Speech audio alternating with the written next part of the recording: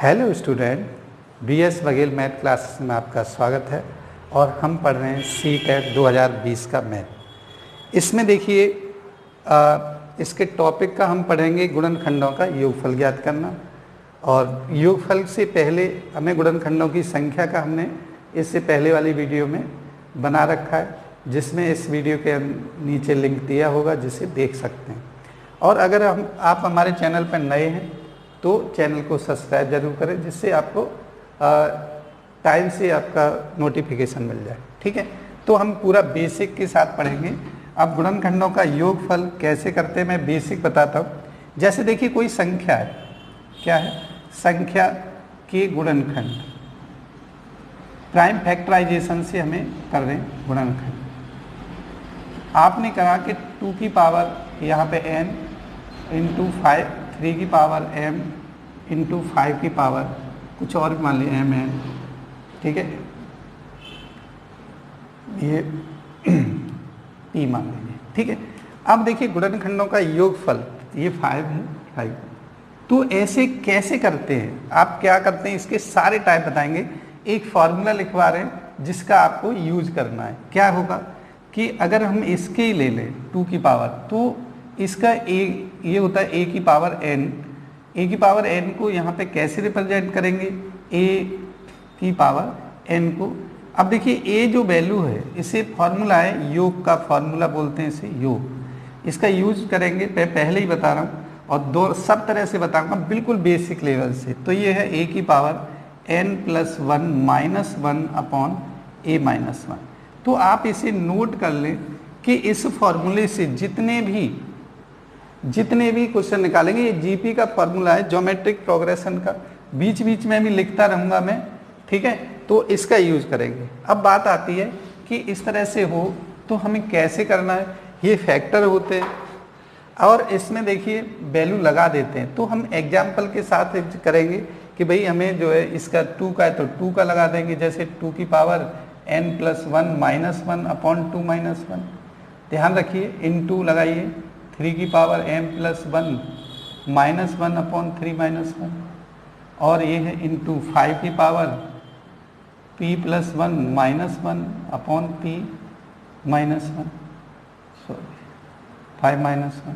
ठीक है, तो ऐसे फॉर्मूला लगाना है। अब कैसे यूज करते हैं, कैसे यूज, बिल्कुल बेसिक लेवल से बताएंगे, जो कि आपको हर तरह से रहे कि हम इस तरह से कंपैरिजन कर सकें।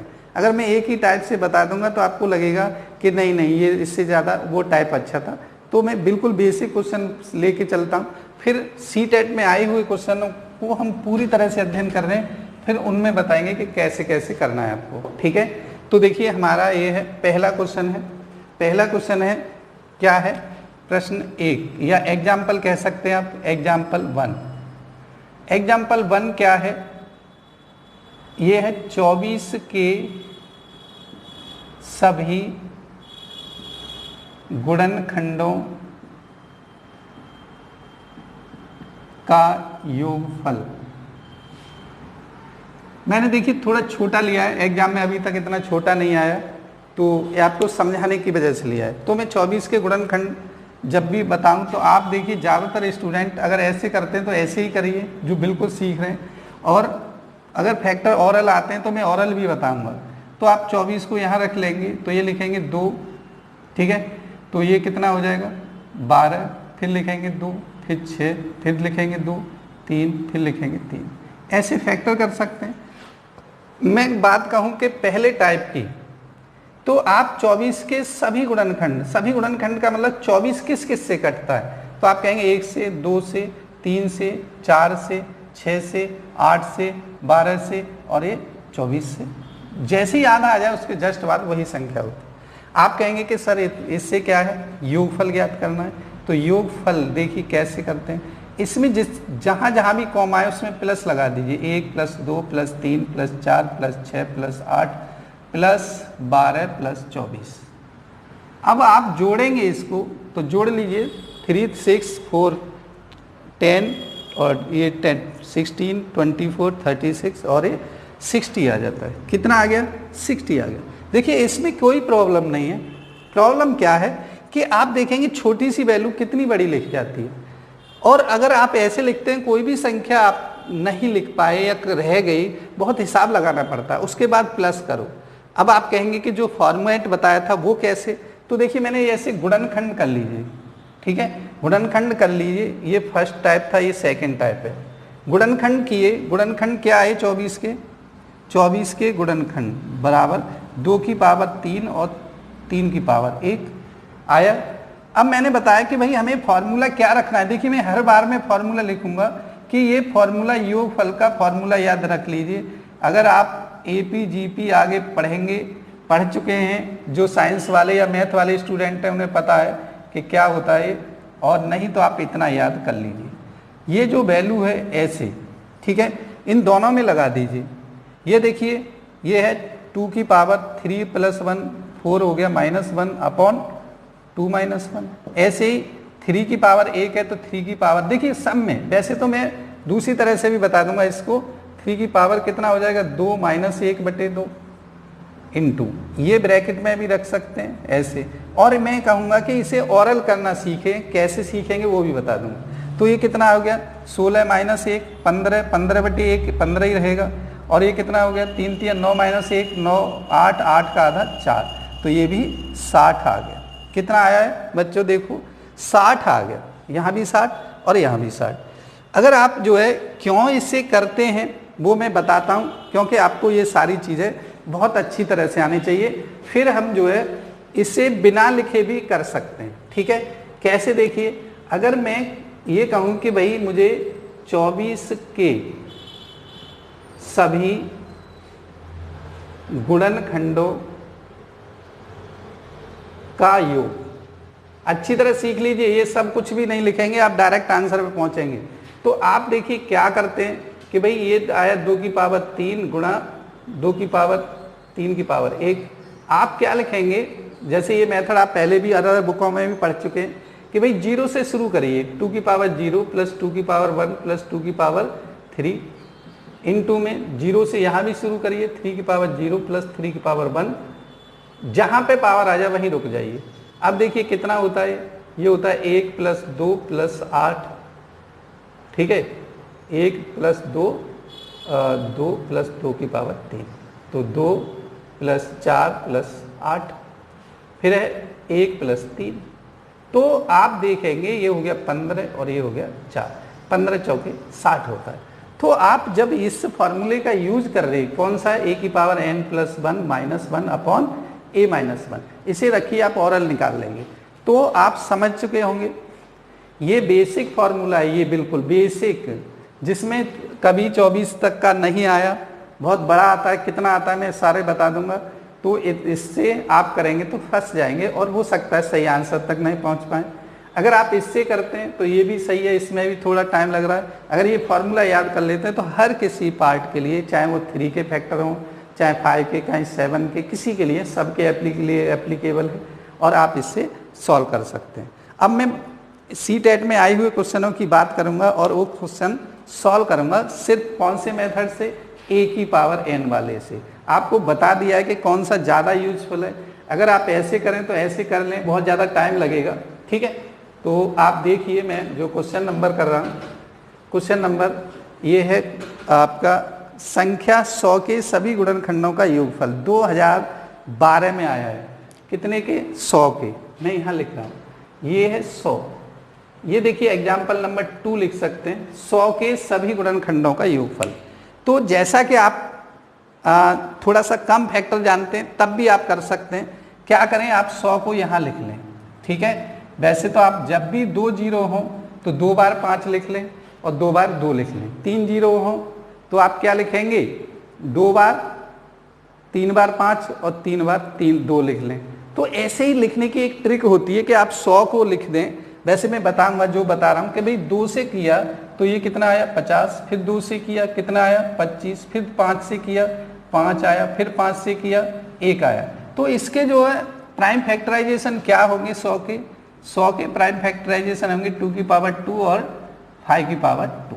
जैसा कि मैंने फॉर्मूला बताया है अभी कि भाई a की power n plus 1 minus 1 upon a minus 1। अगर आप देखेंगे यहाँ 100 और 2 पावर 2 है तो 2 3 हो गई, 2 की पावर 3 कितना होता है 8, 8 माइनस, मैं इस फॉर्मूले में रख रहा हूँ, देखिए 2 की पावर 3 माइनस 1 बटे 2 माइनस 1 इंटू में 5 की पावर 3 माइनस 1 अपॉन 5 माइनस 1। ठीक है, आगे वाले क्वेश्चन में ये भी नहीं रखूंगा, आप अच्छी तरह समझ लीजिए। तो ये कितना होगा इसको भी मैं बताऊंगा कि अगर कैसे करते हैं। तो ये देखिए कितना हो जाएगा, 2 की पावर 3 8 होता है, 8 माइनस 1 7 हो गया, 7 बटे 1 7 ही रहेगा। और ये कितना हो गया 124 बटे 4, तो ये हो गया कितना 31 हो गया। और 31 का गुणा कर दीजिए, 7 एकम 7 और 7 21 217 हो गया, और यही आपका आंसर है। ठीक है, अब बात आती है आपको ये समझ में आया है या नहीं आया। नहीं आया है तो एक बार और देखेंगे। फॉर्मूला हमारा ये फिक्स है सबके लिए, वो सब फॉर्मेट करने की ज़रूरत नहीं है, बस ये याद रखें। ठीक है, अब बात आती है कि नेक्स्ट क्वेश्चन कौन सा है, जो कि हमें सीटेट 2015 में आया है। ठीक है, सीटेट 2015 का क्वेश्चन है, और मैं यहाँ पे सिर्फ इतना मिटा रहा हूँ और बाद बाकी आप नोट कर लेंगे और देखेंगे कि मैं जो है कम से कम सॉल्व करेंगे। अब इस फार्मूले का यूज बता दिया है। ठीक है, तो अब ये देखिए 96 के सभी धनात्मक, ये इसमें सभी धनात्मक की बात होती है, 96 के सभी धनात्मक गुणनखंडों का योगफल। ठीक है, तो 96 से, तो 96 का देखिए अगर फैक्टर करना चाहें तो आप 16 छक्के 96 होता है, तो 32 दिए 96 भी होता है। ठीक है, तो अगर आप कम हैं करना है तो आप तुरंत बिना सोचे आप ऐसे लिख लीजिए और ऐसे करते जाइए। ठीक है, ऐसे करते जाएंगे तो आप देखेंगे कि बहुत जल्दी आप पहुंच गए। और ये 6 फिर 2 और फिर 3, 3 से 1, तो आप देख लीजिए 2 की पावर कितना 1 2 3 4 5 है, तो आप यहाँ लिख देंगे 96 इक्वल टू 2 की पावर 5 इंटू 3 की पावर 1। ठीक है, कोई दिक्कत तो नहीं है। अब देखिए इसको जो है, ये मैंने पहले ही बताया कि भाई इसमें जो है कैसे योगफल के लिए कैसे करते हैं योगफल। योगफल के लिए 2 की पावर 5, तो 2 की पावर 6 कितना हो गया, 2 की पावर 6 होता है, 2 की पावर 6 माइनस 1 में रख रहा हूँ फिर भी वैल्यू 2 माइनस 1 इंटू में 2 की पावर 3 की पावर 2 माइनस 1 अपॉन 2। तो आप देखिए कितना हो गया, 2 की पावर 6 होता है कितना 64 में से 1 गया 63 हो गया। ये कितना हो गया देखिए 9 और ये 4 हो गया। आप देखेंगे ये कितना गुणा कर दीजिए 252 आ जाता है, और यही आपका आंसर है। मैंने देखिए फिर भी रख के दिखा रहा हूँ और बार बार ये फॉर्मूले बता रहा हूँ कि ये फॉर्मूला a की पावर n+1 -1 अपॉन a -1, ये जीपी का फॉर्मूला होता है योगफल के लिए। आप इसका इतना अच्छी तरह यूज करें कि ये सब लिखने की जरूरत ना पड़े। ठीक है, मैं नेक्स्ट क्वेश्चन फिर दोबारा एक सीटेट का आया हुआ क्वेश्चन और करा रहा हूँ, जिसे आप देखेंगे कि आप जो है बहुत अच्छी तरह से कर सकते हैं। ये सीटेट देखिए 2014 में आया हुआ क्वेश्चन है। लगभग देखिए मैं एक बात और बता दूं इसकी, हर साल यहाँ पे क्वेश्चन आ रहा है, हर साल या तो गुणनखंडों की संख्या पूछी जाती है, number of factor, total number of factor, या गुणनखंडों का योगफल। तो आप इस क्वेश्चन को बिल्कुल बहुत अच्छी तरह से प्रैक्टिस कर लें। ये ऐसा संभावित क्वेश्चन है कि हर साल 2011, 12 और इनसे आया हुआ है। ठीक है, तो आप देख लीजिए नेक्स्ट क्वेश्चन है हमारा, हमें क्या ज्ञात करना है, 210 के सभी गुणनखंडों का धनात्मक लिखा हो तब भी वही होता है और नहीं लिखा हो तब भी वही होता है। ठीक है, ऋणात्मक कभी लेते नहीं है। तो हमें लिखा है 210 210, तो देखिए 96 की जगह 210 लिख दूंगा, तो इसके सभी गुणनखंड।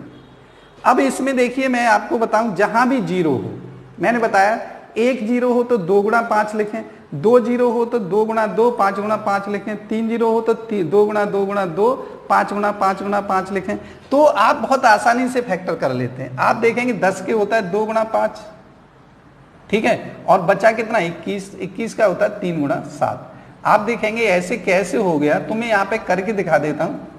यहाँ पे मैंने 210 लिखा और ये क्योंकि 2 से जा रहा है तो आप इसे लिख दीजिए कितना 105।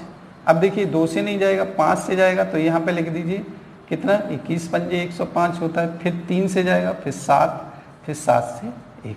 तो इसके जो फैक्टर हैं आप ऑर्डर में लिखना चाहो, 3 की पावर 1, इन 2 की पावर 1, 3 की पावर 1 और सब की पावर 1 1 है तो 1 1 लिख दें। 1 1 का रूल बताऊं, कहीं भी हो तो उसमें 1 जोड़ना है। ठीक है। एक क्या करना है, जोड़ना है, चाहे कोई भी पावर हो, कोई भी वैल्यू हो, कुछ भी हो, सिर्फ एक जोड़ना है। तो आप देख लीजिए कितना करेंगे आप, यहाँ पे 2 और 1 3, 3 और 1 4, इसमें सब में 4 और 5 और 1 6, 7 और 1 8, आप इसका गुणा कर दीजिए, कितना 6 अट्ठे 48 होता है और 4 तिये 12, 12 और 48 का गुणा, 12 अट्ठे 96, 6 हो गया, और 12 चौके 48 और 9 57, 576 होता है। आपको वो फॉर्मूला भी रखने की ज़रूरत नहीं पड़ी। आ गया समझ में? बताइए, कोई भी दिक्कत हो तो मैं आपको यहाँ पे श्योरली बता रहा हूँ कि आप बहुत अच्छी तरह से कर सकते हैं और बिल्कुल भी निराश होने की ज़रूरत नहीं है। इससे आगे वाले पार्ट में मैं कहता हूँ कोई भी फॉर्मूला नहीं लेंगे, सिर्फ आपको समझाना है, कैसे समझना है, बिल्कुल बेसिक समझना है। अगर जिन बच्चों को थोड़ा भी अच्छा बेसिक समझते हैं वो समझ लीजिए, सॉल्व करने की ज़रूरत नहीं है, आप आंसर ज्ञात करेंगे। ठीक है, तो आज की वीडियो में मैंने जो गुणनखंडों का योगफल बताया है और लगभग CTET के वही क्वेश्चन लिए जो आए हुए हैं, और आगे आपको जो है बेसिक पर आधारित क्वेश्चन बताएंगे। आज इतना ही कराते हैं, और अच्छा लगे तो शेयर करें। देखिए, बिल्कुल अच्छा लगे तो शेयर कीजिए, और नहीं लगे तो कोई बात नहीं, पर शेयर ज़रूर करें, अच्छा लगे। धन्यवाद।